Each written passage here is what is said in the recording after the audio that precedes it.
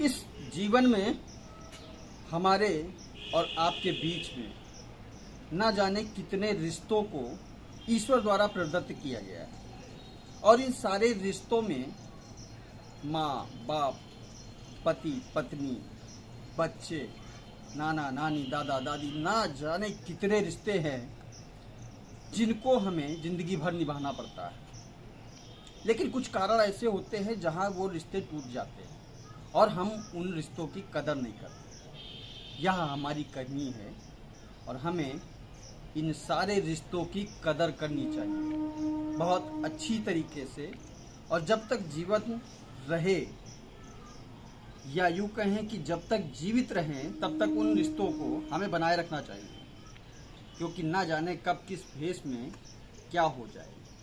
इस लाइन को चरितार्थ करने के लिए आज मैं आपको अपनी एक नई कहानी बताने जा रहा हूँ। एक लड़का था जिसका नाम था महेंद्र। वह महेंद्र एक ऐसे इलाके में जन्मा हुआ था जहाँ पर गुंडा प्रवृत्ति, सज्जन प्रवृत्ति, दुर्जन, शाकाहारी, मांसाहारी, कुल मिला के यूँ कहें कि एक सामाजिक परिवेश था।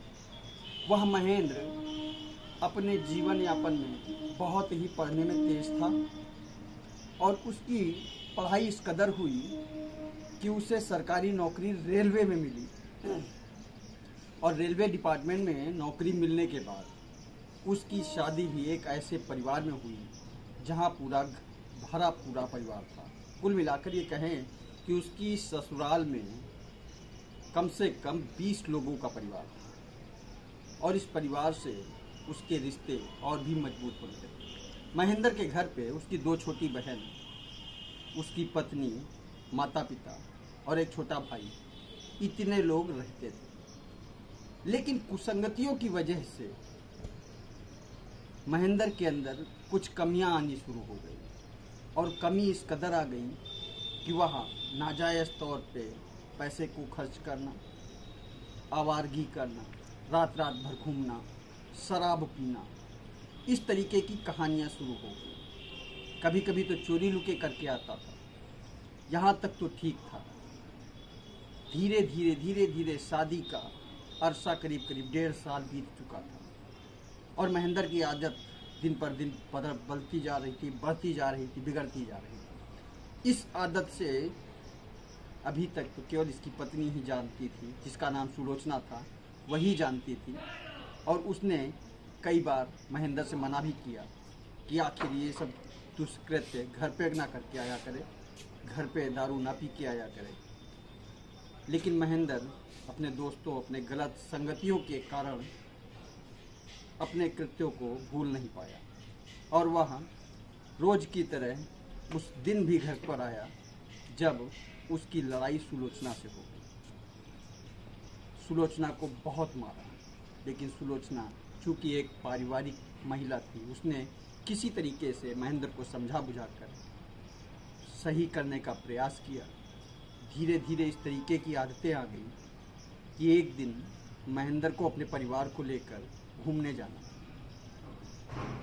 और चूँकि ये घूमने का पर्पज इस तरीके से शुरू हुआ कि सुलोचना चाहती थी कि उसका पति सही हो जाए और उसने मन्नत मांग ली थी वैष्णो देवी से कि हाँ, मेरे पति अगर ठीक हो गए तो मैं आपको बहुत बड़ा प्रसाद चढ़ाऊँगी। इस तरीके की अपनी वचनबद्धता को ध्यान में रखते हुए सुलोचना अपने परिवार के साथ में अपनी ही गाड़ी में, जो जिसे महेंद्र चलाता था, लेकर जा रही थी।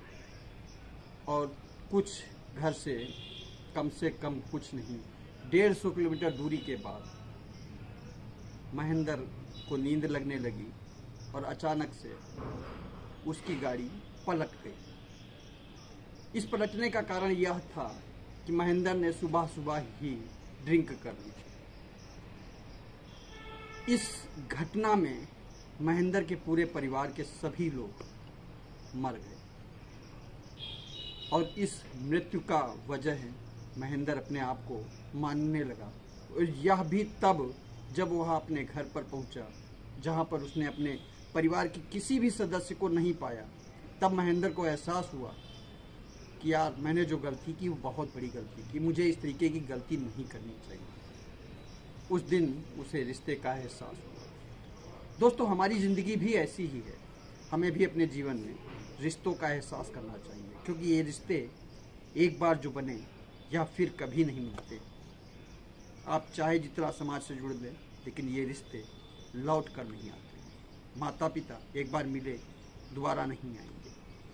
आपके भाई बहन जो एक बार जुड़ गए, वह दोबारा नहीं आएंगे, क्योंकि बीच में अगर आप जोड़ने का भी प्रयास करोगे तो वहाँ पर भरोसा और विश्वास टूटा हुआ रहता है और गांठ बनी रहती है, और गांठ कभी भी खुल सकती है। इसलिए वास्तविक रिश्तों की कदर करें। वीडियो अच्छा लगा हो तो कमेंट करिए। आने वाली वीडियो के लिए वंदे मातरम।